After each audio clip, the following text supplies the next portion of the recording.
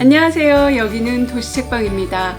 오늘 책방나들의 주인공은 꿈에서나 일어날 법한 한바탕의 소동국을 유쾌하게 그려낸 셰익스피어의 한여름밤의 꿈입니다. 한여름밤의 꿈은 제목 그대로 꿈에서나 일어날 듯한 어처구니 없고 황당한 이야기들이 전개가 되는데요.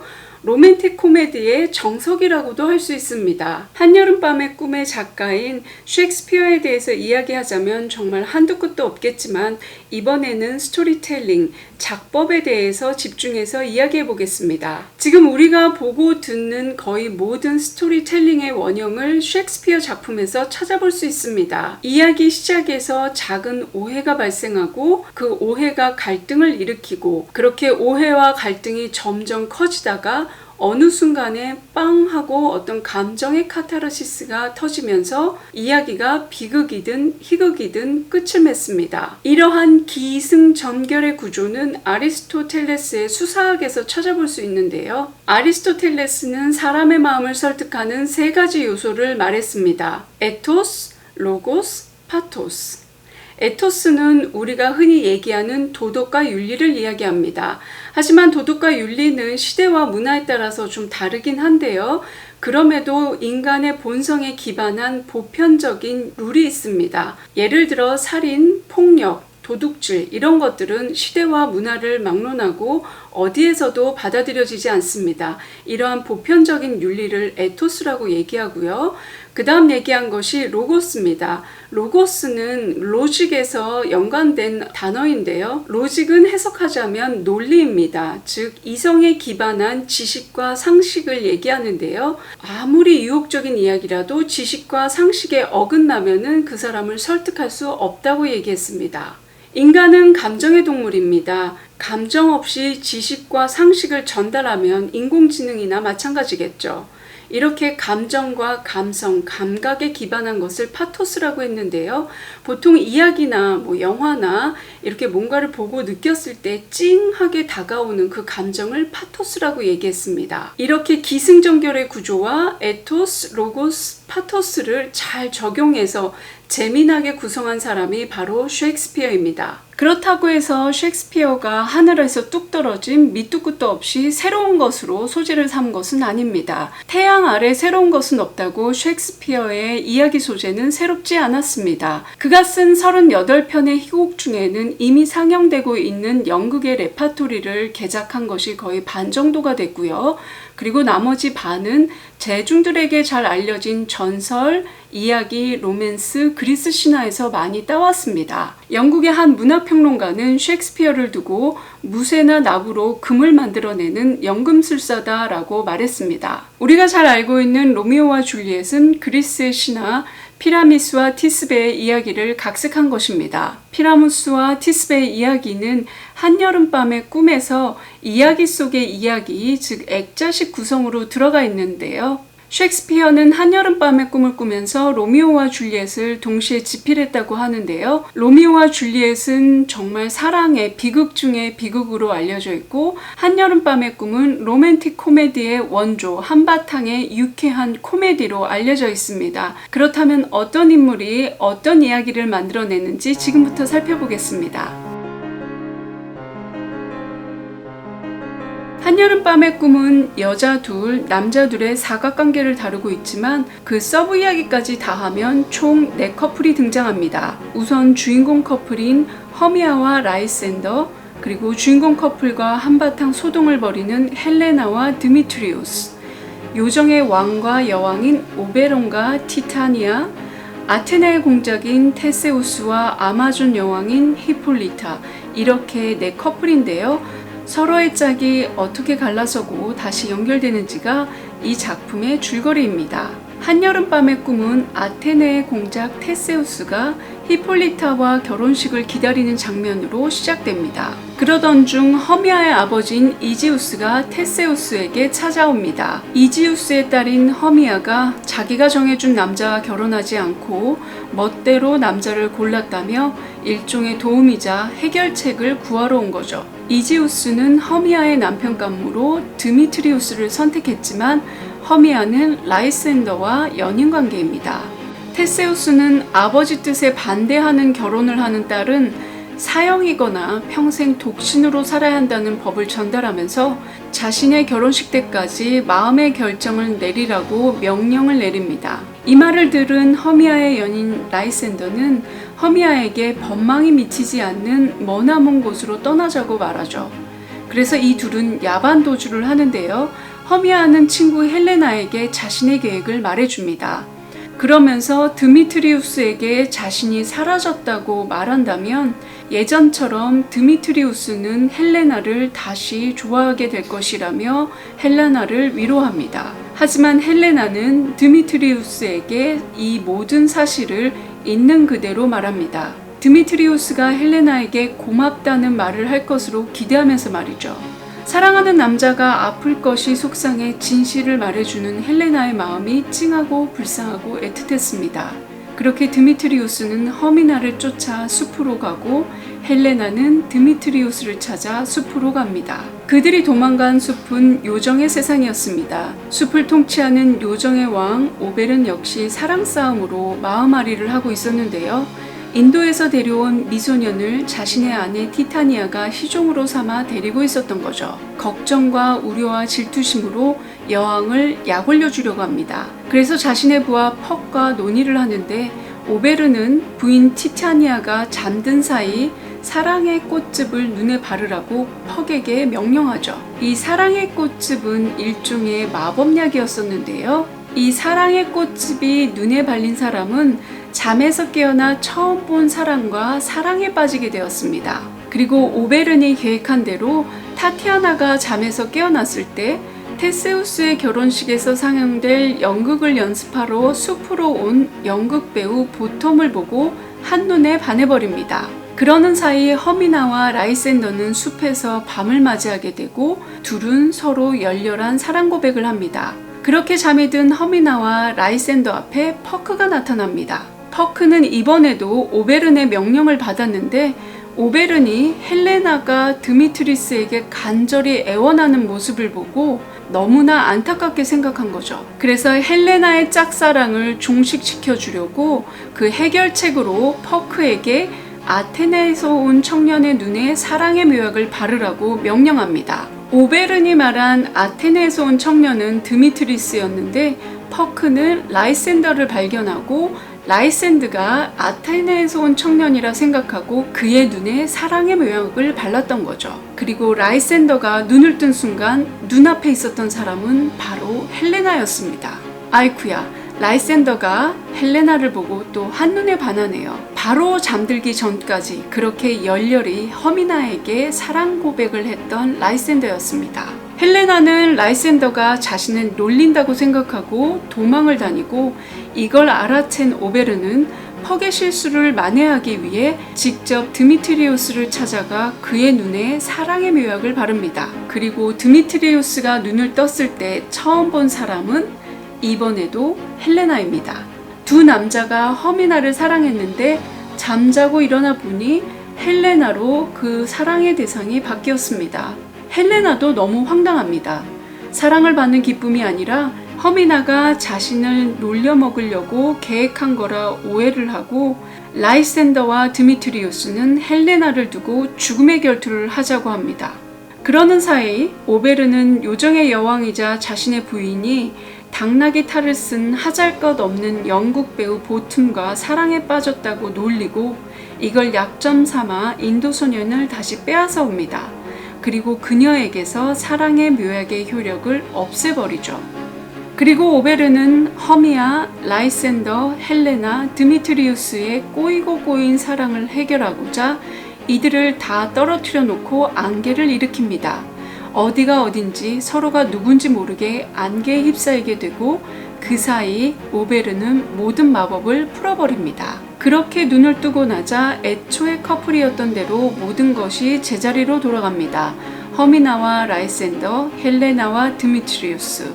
이렇게 커플이 만들어지고 숲으로 도망간 딸을 찾으러 온 허미나의 아버지도 이들의 사랑을 허락하게 됩니다. 그렇게 테세우스의 결혼식에 자신의 뜻을 말해야 되는 허미나는 라이센더를 자신의 남편으로 선택하고 테세우스는 이를 또 허락합니다. 그래서 허미나, 라이센더, 헬레나, 드미트리우스, 테세우스와 히폴리타 이렇게 세 쌍이 합동 결혼식을 하고 그 결혼 축하 공연으로 피라미스와 티스베가 상영됩니다.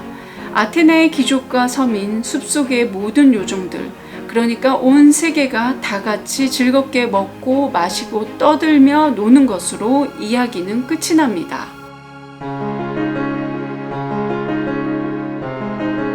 로맨틱 코미디는 현대에 들어와서 등장한 장르입니다. 18세기 말 낭만주의에 자주 등장하는 로맨스와 멜로는 주인공들의 비현실적인 선택과 사랑을 주로 이야기하면서 주인공의 심리 묘사에 집중하는 반면 로맨틱 코미디는 영상물을 위해 특화된 장르이기 때문에 정적인 멜로에 비해 매우 동적입니다. 그러니 로맨틱 코미디에는 좌충우돌과 소동이 빠질 수가 없습니다. 등장인물들의 심리나 감정 상태보다는 그들이 어떤 행동을 하느냐에 좀 더 집중을 하죠. 저는 한여름밤의 꿈을 읽으면서 도대체 이랬다 저랬다 하는 남자들의 태도에 허미나와 헬레나는 얼마나 황당하고 분통 터지고 슬프고 짜증날까 했었는데 사실 이러한 심리 표현은 거의 나오지 않습니다. 한여름밤의 꿈은 어디까지나 상영을 위한 희곡이기 때문에 심리 묘사보다는 극의 전개를 위해 빠르게 행동하고 치고 빠지는 그런 모습을 보입니다.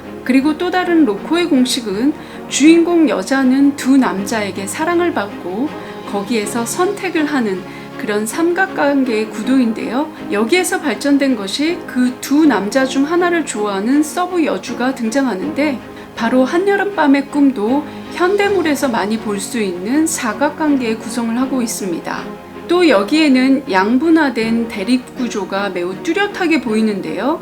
아테네로 상징되는 도시와 숲으로 상징되는 자연, 아테네에 사는 인간의 세계, 숲에 사는 요정의 세계, 현실과 상상의 세계, 낮과 밤의 세계, 자각과 꿈의 세계, 그리고 귀족과 장인의 세계로 대비되어 있습니다. 그리고 주인공의 결혼을 방해하는 요소로 정말 자주 사용되는 집안의 반대 또한 등장하는데요. 지금이나 그때나 집안의 반대는 정말 결혼을 가로막는 커다란 장애물인 건 확실한가 봅니다. 로코에서는 모든 것이 사랑과 연관되어 있습니다. 등장인물들의 고민과 좌절은 죄다 사랑 때문입니다. 왕도 귀족도 평민도 누구나 다 사랑으로 마음앓이를 하고 사랑으로 기뻐합니다. 정치고 공부고 뭐고 다 필요 없습니다. 사랑이 전부인 세상, 그것이 로코의 일관된 세계관이죠. 현대적 로맨틱 코미디의 공식을 고스란히 찾아볼 수 있는 한여름밤의 꿈은 이렇게 당시에는 획기적이었던 대립과 양분의 세계를 보여주면서도 동시에 인간과 요정의 화합을 그린 몽환적이고 환상적이고 로맨틱한 부분을 잘 보여주고 있습니다. 이 연극을 본 맨델스존은 마지막 세 쌍의 합동 결혼식을 보고 악상이 떠올라 작곡했는데요. 그것이 지금도 많은 결혼식 웨딩 마치 때 사용되는 음악입니다. 극작가를 반신반인이라고 하기도 합니다. 그만큼 다양한 인물을 만들어내면서 각각의 인물들에게 에토스, 로고스, 파토스를 담아내야 하기 때문이죠. 그래서 극작가에게 인간에 대한 관찰과 이해와 통찰은 정말 중요한 자질입니다. 그리고 그러한 자질을 넘치도록 갖고 있던 인물이 바로 셰익스피어입니다. 그는 수많은 이야기를 통해서 갈등과 상황에 빠진 인간을 재창조해냈고 그를 통해서 인간의 본성을 또 전달했습니다. 한여름밤의 꿈에서 셰익스피어가 전달하고자 했던 것은 사랑의 본성이 아니었을까 싶은데요. 물론 작가는 여기에서 보여주는 사랑만이 사랑의 본성이다 라고 말한 것은 아닙니다. 상황에 빗대어 다양한 사랑의 모습을 드러낸 것이죠. 한여름밤의 꿈에서는 여름으로 상징되는 젊음의 사랑을 그렸습니다. 물론 사랑에는 나이가 없습니다. 단지 그것이 표출되는 모습이 조금 다른 것뿐이죠. 20대에는 물불 가리지 않고 넘쳐나는 감정과 에너지를 주체하지 못하는 그런 모습을 잘 보이는데요. 허민하는 그런 사랑에 빠져 부모와 사회를 등지고 야반 도주까지 결심하는 용감한 여성으로 보입니다. 하지만 이런 사랑 또한 얼마나 쉽게 변할 수 있는지도 보여줍니다. 자고 일어나니 어젯밤 고백받은 남자가 다른 여자의 뒷공무니를 쫓고 또 하룻밤 자고 일어나니까 다시 자기 곁으로 돌아오고 그것도 요정의 마법에 의해서라니. 이런 모습을 통해서 또 하나 생각할 수 있는 건 사랑의 불가항력입니다. 우연을 가장한 필연. 이것이 사랑이라는 것이죠. 빠질 수밖에 없고 또한 변할 수밖에 없는 사랑은 진실로 예측 불가입니다. 결심하고 의지로 되는 것은 아니죠. 물론 사랑을 지키는 일, 결혼은 결심과 의지로 가능할 수도 있습니다. 하지만 누군가와 눈빛이 맞아 스파크가 터지고 주체 불가능한 에너지가 발생되는 건 정말 어쩔 수가 없습니다. 이렇게 예측 불가능한 사랑의 속성을 요정이라는 신비로운 힘으로 빗대었고 자신의 의지와는 다르게 움직이는 등장인물을 통해서 보여주었던 것 같습니다.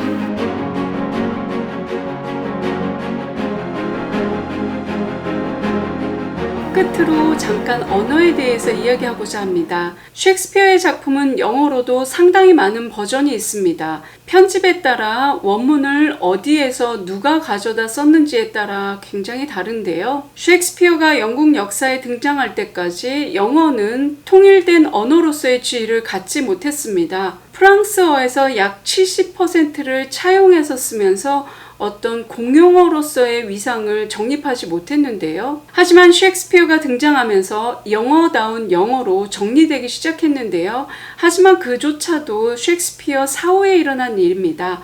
그래서 셰익스피어의 작품을 번역하는 건 정말 고역 중의 고역이라고 합니다. 그래서 셰익스피어의 많은 작품은 최대한 원문을 살리면서 완역되는데요. 제가 이번에 읽은 민음사 번역본은 최대한으로 그 운율, 그러니까 그 리듬을 맞춰서 번역을 하느라 굉장히 고생했을 것 같고 그 운율을 일일이 살려낸 그 번역가님의 노고를 곳곳에서 느낄 수가 있었습니다. 하지만 말도 문화의 일종이기 때문에 시대에 따라서 조금 변하거든요. 그래서 시대 보정이 좀 필요할 때가 있습니다. 그리고 이게 영국 문화잖아요. 그러니까 영국 이야기인데 입에 갑자기 박혁거세가 나오고요. 그 다음 갑돌이와 갑순이가 나와서 정말 깜짝 놀랐습니다. 그래서 제가 원문을 찾아보니까 박혁거세 이야기는 이 책에 주석이 달려 있어요. 그래서 그걸 찾아보진 않았고 갑돌이와 갑순이는 도대체 무엇을 번역한 것일까? 그래서 제가 원문을 찾아보니까 이게 3막 2장인데요.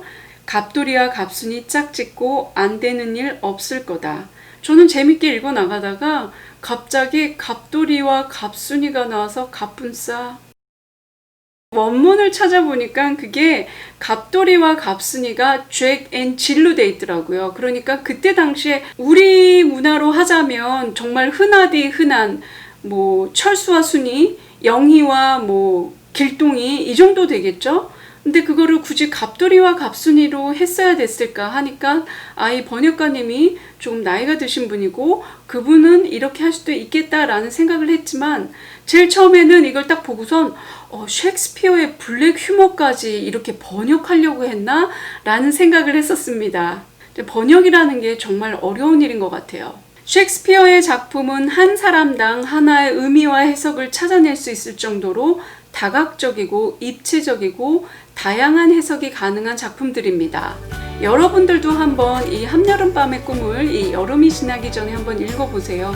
저는 이게 우선 굉장히 얇잖아요. 그래서 저는 하룻밤 사이에 저도 다 읽었는데요. 정말 만화 같고 동화 같고 그 다음 환상적이고 그리고 그 요정들이 막 날아다니는 것 같은 그런 숲의 모습을 봤을 때 약간 잠자기 전에 읽기 좋은 그런 책이라고 생각했습니다.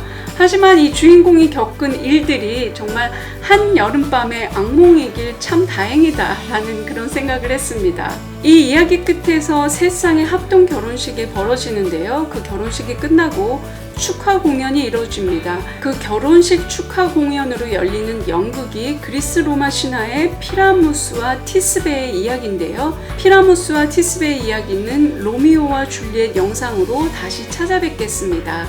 오늘 영상은 여기까지고요. 좀 기나긴 영상을 지금까지 저와 함께 봐주셔서 너무 감사합니다. 이번 영상이 마음에 드셨다면 구독과 좋아요, 댓글과 공유로 응원 부탁합니다. 그럼 도시책방은 책 많이 읽고 다음 영상으로 찾아뵙겠습니다. 감사합니다.